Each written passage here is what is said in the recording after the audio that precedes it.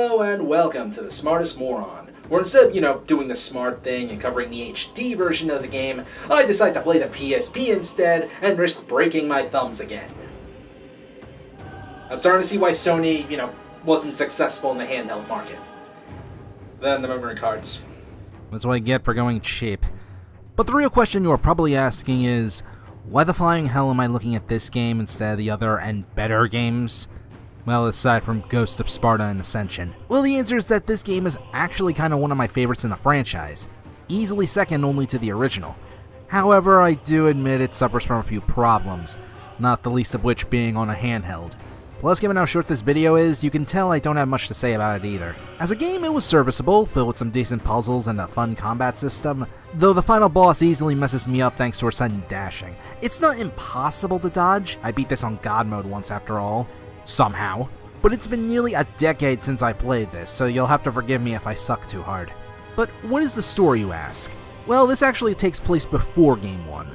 So Kratos is still serving the gods and trying to get rid of those nightmares plaguing him after Ares tricked him into killing his own family. After the opening level where Kratos defeats the Basilisk and the Persian army leader in brutal and bloody ways, and satisfying, and after Kratos yells at the gods again, he suddenly realizes that the world is being covered in darkness by the god Morpheus.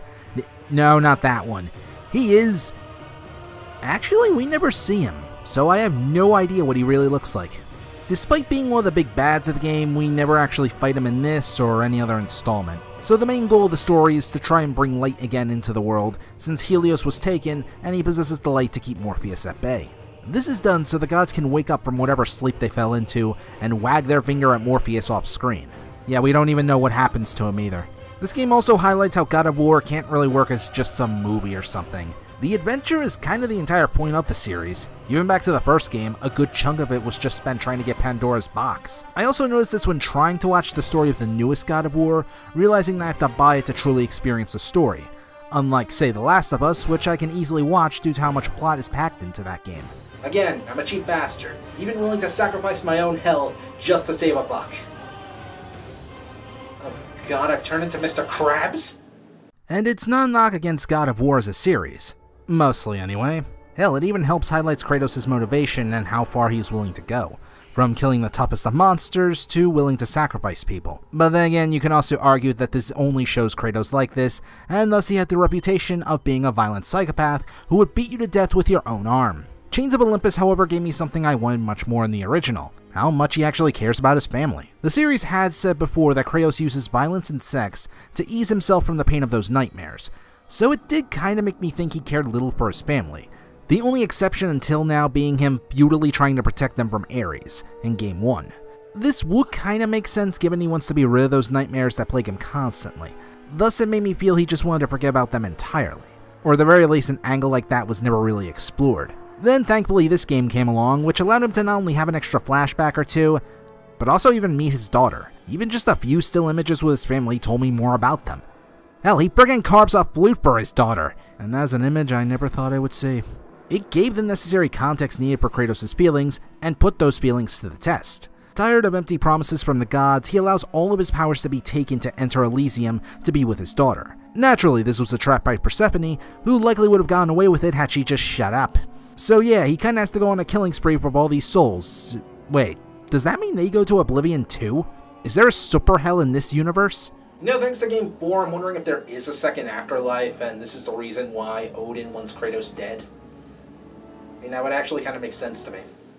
And despite how selfish he can be, it's clear through the narration and how he doesn't just shove her too forcefully that he doesn't want to do it. He had hoped to make it up to his daughter, and also knows there's at least some kind of chance for them to reunite now, but still values her happiness and needs above his own.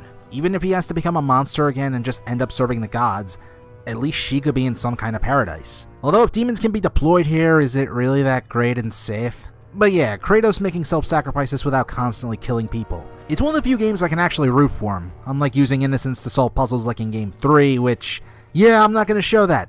It's pretty messed up. That's another reason why I prefer this one over the sequels, getting more human emotions out of Kratos beyond just rage. Because Game 2 and 3 were just him mostly blinded by that anger, and going on a killing spree with little else to his character. It's one of the reasons why some people don't find those two tales compelling. Also, having him yell like a man-child during one segment was really annoying, and kinda summed up Kratos' attitude within that series. I grow tired of the lies of the gods! Come down here and face me now, Zeus! See, this is why Kratos is so hard on Atreus.